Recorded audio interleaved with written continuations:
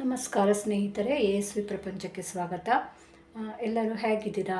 ನಾನು ಚೆನ್ನಾಗಿದ್ದೀನಿ, ನೀವೆಲ್ಲ ಚೆನ್ನಾಗಿದ್ದೀರಾ ಅಂತ ಅಂದ್ಕೊಂಡಿದ್ದೀನಿ. ನನ್ನ ಹೆಸರು ಸುಮಾ. 2024 ಕಳೆದೇ ಹೋಯಿತು, ಡಿಸೆಂಬರ್ ಕಳೆದೇ ಹೋಯಿತು, ಇನ್ನೇನು ಜಾನ್ವರಿ ಬಂತು. ಇನ್ನೊಂದು 2 ತಿಂಗಳು ಕಳೆದ್ರೆ ಮಕ್ಕಳಿಗೆಲ್ಲ ಎಕ್ಸಾಮ್ ಟೈಮ್ ಹತ್ತಿರ ಬರುತ್ತೆ.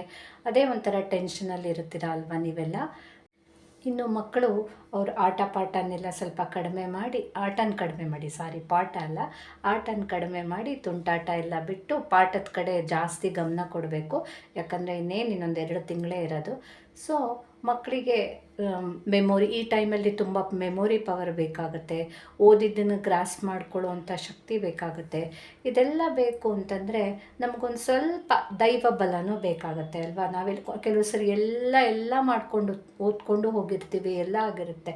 ಆದರೂ ಏನೋ ಇಲ್ಲ, ಹುಷಾರು ತಪ್ಪಿ ಇದಾಗೋದು, ಹೀಗೆ ಏನೇನೋ ಪ್ರಾಬ್ಲಮ್ ಆಗುತ್ತೆ. ಎಕ್ಸಾಮ್ ಅಂತಂದರೆ ಅದು ಎಕ್ಸಾಮ್ ಮುಗಿಯೋವರೆಗೂ ಯಾವ ಥರ ಟೆನ್ಷನ್ ಇರುತ್ತೆ ಅಂತ ಅನ್ನೋದು ಮಕ್ಕಳಿಗೆ ಪಾಪ ಅವ್ರಿಗೆ ಗೊತ್ತಾಗೋದಿಲ್ಲ, ಅವ್ರು ಚಿಕ್ಕವರು. ಬಟ್ ಪೇರೆಂಟ್ಸಿಗೇ ಗೊತ್ತಾಗೋದು ಅದ್ರ ಕಷ್ಟ ಏನು ಅಂತ.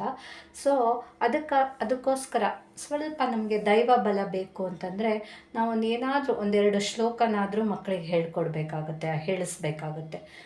ಅದಕ್ಕೋಸ್ಕರ ನಾನಿವತ್ತು 1-2-3 ಶ್ಲೋಕನ ಹೇಳ್ಕೊಡ್ತಾ ಇದ್ದೀನಿ. ಯಾವುದೇ ಕೆಲಸ ಆಗಲಿ, ಏನೇ ಮಾಡಬೇಕಾದ್ರೂ ನಮಗೆ ಫಸ್ಟು ನೆನಪಾಗೋದು ಯಾರು? ನಮಗೆ ತುಂಬ ನಿಯರ್ ಆ್ಯಂಡ್ ಡಿಯರ್ ದೇವರು ಅಂತಂದರೆ ನಮ್ಮ ಗಣೇಶ. ಏನೇ ಅಂದರೂ ನಮ್ಗೆ ಅವನನ್ನು ಬಿಡೋಕ್ಕೆ ಸಾಧ್ಯನೇ ಇಲ್ಲ. ಸೊ ನಮ್ಮ ಎಲ್ಲ ಕೆಲಸಗಳು ನಿರ್ವಿಘ್ನವಾಗಿ ನಡಿಬೇಕು ಅಂತಂದರೆ ನಾವು ಗಣೇಶನ ನೆನಪಿಸ್ಕೊಳ್ಳೇಬೇಕಾಗತ್ತೆ. ಸೊ ಓದು ಅಷ್ಟೇ, ಎಲ್ಲ ಚೆನ್ನಾಗಾಗಬೇಕು, ಈ ವರ್ಷದ ಓದೆಲ್ಲ ಚೆನ್ನಾಗಾಗಿ ಎಲ್ಲ ಒಳ್ಳೆ ಮಾರ್ಕ್ಸ್ ಬರಬೇಕು ಅಂತಂದರೆ ನಾವು ಫಸ್ಟು ಸಾಮಾನ್ಯ ಯೂಶಲಿ ಎಲ್ಲರಿಗೆ ಗೊತ್ತಿರೋ ಈ ಶ್ಲೋಕ: ವಕ್ರತುಂಡ ಮಹಾಕಾಯ ಸೂರ್ಯಕೋಟಿ ಸಮಪ್ರಭ ನಿರ್ವಿಘ್ನಂ ಕುರುಮೇ ದೇವ ಸರ್ವಕಾರ್ಯೇಷು ಸರ್ವದಾ. ಅಂದರೆ ಅದರ ಅರ್ಥ ಏನು? ವಕ್ರತುಂಡ ಅಂದರೆ ವಕ್ರವಾದ ಸೊಂಡಿಲು, ತುಂಡ ಅಂದರೆ ಸೊಂಡಿಲು ಅಂತ. ವಕ್ರ ಸೊಂಡಿಲಿನವನು. ಈಗ ಸೂರ್ಯಕೋಟಿ ಸಮಪ್ರಭ ಅಂದ್ರೇನು? ನಮಗೆ ಈಗ ಒಂದು ಸೂರ್ಯನೇ, ಈಗ ಏಪ್ರಿಲ್ ಮೇ ಟೈಮಲ್ಲಂತೂ ಒಬ್ಬ ಸೂರ್ಯನೇ ಎದುರಿಸೋದು ನಮಗೆ ತುಂಬ ಕಷ್ಟ. ನಾವು ಕಣ್ಣೆತ್ತಿ ನೋಡೋಕ್ಕೆ ಸಹ ಅವನನ್ನು ಆಗೋದಿಲ್ಲ. ಅಂಥದ್ರಲ್ಲಿ ಸೂರ್ಯಕೋಟಿ ಅಂದರೆ ಕೋಟಿ ಸೂರ್ಯರೆಲ್ಲ ಸೇರಿದರೆ ಎಷ್ಟು ಬೆಳಕು ಬರ್ಬೋದೋ ಅಷ್ಟು ಬೆಳಕನ್ನು ಗಣೇಶ ಹೊಂದಿದ್ದಾನೆ ಅಂತ. ಸೊ ಸೂರ್ಯಕೋಟಿ ಸಮಪ್ರಭ ನಿರ್ವಿಘ್ನಂ ಕುರುಮೇ ದೇವ ಸರ್ವ ಕಾರ್ಯೇಷು ಸರ್ವದಾ. ನನ್ನ ಎಲ್ಲ ಕಾರ್ಯಗಳಲ್ಲೂ, ಎಲ್ಲ ಕೆಲಸಗಳಲ್ಲೂ ಯಾವುದೇ ವಿಘ್ನ ಇಲ್ದಿದ್ದಂಗೆ ನನ್ನನ್ನು ಹರಿಸು ಅಂತ ಹೇಳಿಬಿಟ್ಟು ಈ ಶ್ಲೋಕದಲ್ಲಿ ಎಲ್ಲ ಕಾರ್ಯಗಳಲ್ಲೂ ನಿರ್ವಿಘ್ನವಾಗಿ ನಡೆಸ್ಕೊಡು ಅಂತ ಇದರಲ್ಲಿ ಕೇಳ್ಕೊಳ್ತೀವಿ ನಾವು. ಇದು ನಮ್ಮ ಗಣೇಶನ ಶ್ಲೋಕ. ಇನ್ನು 2ನೇದು, ನಾವು ಯಾವಾಗಲೂ ನಂಬ್ಕೊಂಡು ಬರೋದು ನಮ್ಮ ಶಾರದಾ ದೇವಿ. ವಿದ್ಯಾದಿ ದೇವತೆ ಅವಳನ್ನು ಮರೀಲಿಕ್ಕಾಗೋದೇ ಇಲ್ಲ. ಸೊ ಅವಳದ್ದೊಂದು ಶ್ಲೋಕ ಕಲಿಯೋಣ. ಸರಸ್ವತಿ ನಮಸ್ತುಭ್ಯಂ ವರದೆ ಕಾಮರೂಪಿಣಿ ವಿದ್ಯಾರಂಭಂ ಕರಿಷ್ಯಾಮಿ ಸಿದ್ಧಿರ್ಭವತು ಮೇ ಸದಾ. ಸೊ ಇದ್ರ ಮೀನಿಂಗ್ ಏನು? ಸರಸ್ವತಿ ನಮಸ್ತುಭ್ಯಂ ಅಂದರೆ ಸರಸ್ವತಿ ನಿನಗೆ ನಮಸ್ಕಾರಗಳು. ವರದೆ ಕಾಮರೂಪಿಣಿ ಅಂದರೆ ನೀನು ವರಗಳನ್ನು ಕರುಣಿಸುವವಳು. ಏನು ವರ ಕೇಳಿದ್ರು ಒಲ್ದು ಕೊಡ್ತೀಯ, ಅದನ್ನು ಕರುಣಿಸ್ತೀಯ ನೀನು. ವಿದ್ಯಾರಂಭಂ ಕರಿಷ್ಯಾಮಿ ಸಿದ್ಧಿರ್ಭವತು ಮೇ ಸದಾ ಅಂದರೆ ನಾನು ವಿದ್ಯೆನ ಪ್ರಾರಂಭಿಸ್ತಾ ಇದ್ದೀನಿ. ಸೊ ನನಗೆ ನಾನು ಕಲಿಯೋ ವಿದ್ಯೆ ಎಲ್ಲ ಸಿದ್ಧಿಸೋ ಹಾಗೆ ದಯಪಾಲಿಸು, ಕರುಣಿಸು ಅಂತ ಹೇಳಿಬಿಟ್ಟು.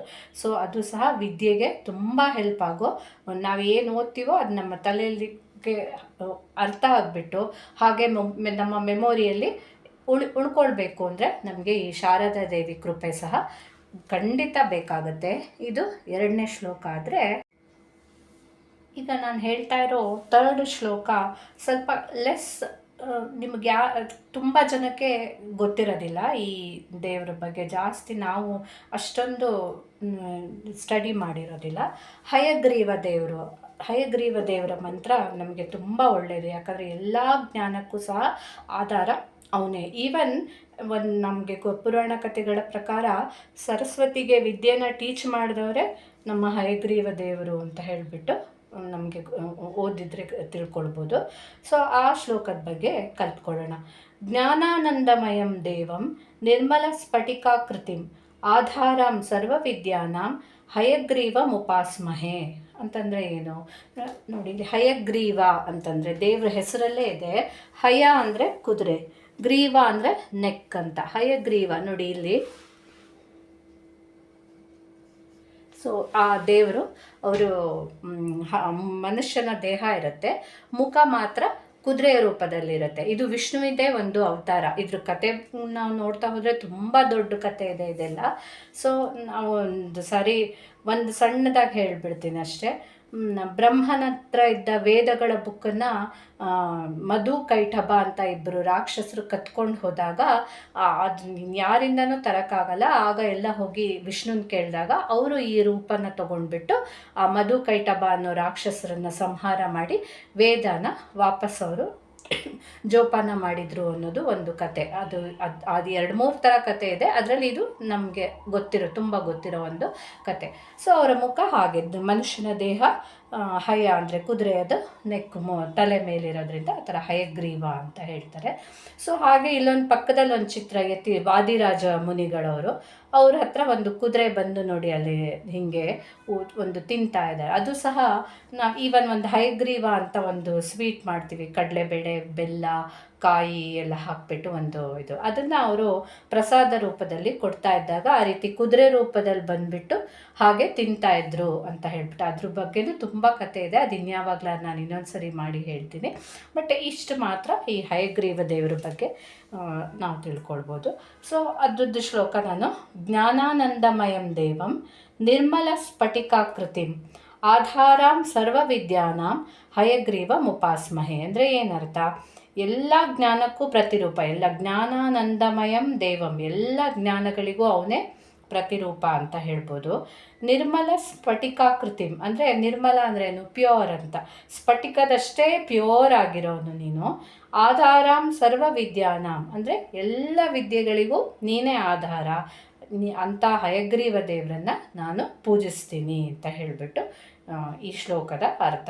ಸೊ ಈ 3 ಶ್ಲೋಕ ಹೇಳಲಿಕ್ಕೆ ಒಂದು 5 ನಿಮಿಷ ಸಾಕಾಗುತ್ತೆ.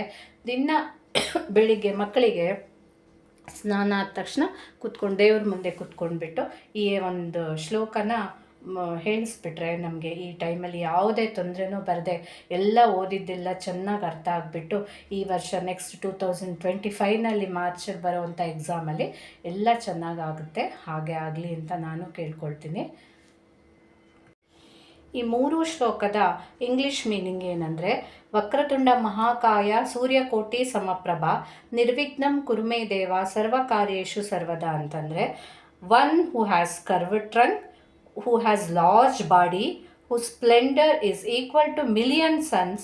O Deva, please bless me and make all my undertakings free from ಅಬ್ಸ್ಟೆಕಲ್ಸ್ ಅಂತ ಹೇಳಿಬಿಟ್ಟು ಫಸ್ಟ್ದಾದರೆ, ಸರಸ್ವತಿ ನಮಸ್ತುಭ್ಯಂ ವರದೆ ಕಾಮರೂಪಿಣಿ ವಿದ್ಯಾರಂಭಂ ಕರಿಷ್ಯಾಮಿ ಸಿದ್ಧಿರ್ಭವತು ಮೇ ಸದಾ ಅಂತಂದರೆ ಏನು? You are the giver of boons and fulfiller of all wishes. As I am starting my studies may there always be accomplish to me ಅಂತ ಹೇಳಿಬಿಟ್ಟು, ಅಂದರೆ ನನ್ನ ಎಲ್ಲ ವಿದ್ಯೆಯನ್ನು ಸಿದ್ಧಿಸೋ ಹಾಗೆ, ಅಕಂಪ್ಲಿಷ್ ಅಂದರೆ ಸಿದ್ಧಿಸೋ ಹಾಗೆ ಮಾಡು ಅಂತ ಹೇಳಿಬಿಟ್ಟು ಕೇಳ್ಕೊಳ್ತಾ ಇದ್ದೀವಿ. ಹಾಗೆ ಜ್ಞಾನಾನಂದಮಯಂ ದೇವಂ ನಿರ್ಮಲ ಸ್ಫಟಿಕಾಕೃತಿಂ ಆಧಾರಾಂ ಸರ್ವವಿದ್ಯಾನಾಂ ಹಯಗ್ರೀವ ಮುಪಾಸ್ಮಹೆ ಅಂದ್ರೇನು? I worship lord Hayagriva who is the form of knowledge and who is as pure as crystal and support for all knowledge ಅಂತ ಹೇಳಿಬಿಟ್ಟು ಹೇಳ್ಬೋದು.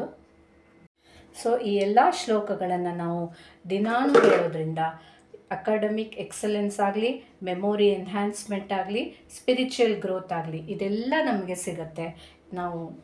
ನಮ್ಗೆ ತುಂಬ ಒಳ್ಳೆಯದಾಗತ್ತೆ ಅಂತ ನಾವು ಎಕ್ಸ್ಪೆಕ್ಟ್ ಮಾಡ್ಬೋದು. ಸೊ ನಿಮಗೂ ಎಲ್ಲ ಇದನ್ನು ಹೇಳ್ಕೊಡೋದ್ರಿಂದ ಒಳ್ಳೆಯದಾಗಲಿ. ದೇವರು ನಿಮಗೆ, ನಿಮ್ಮ ಮಕ್ಕಳಿಗೆ ಎಲ್ಲರಿಗೂ ತುಂಬ ಒಳ್ಳೇದು ಮಾಡಲಿ. ಸೊ ಇದಿಷ್ಟು 3 ಶ್ಲೋಕಗಳು ನೀವೆಲ್ಲ ಇಷ್ಟಪಡ್ತೀರಾ, ಕಲ್ತ್ಕೊಳ್ತೀರಾ ಅಂತ ನಾನು ಅಂದ್ಕೊಳ್ತೀನಿ.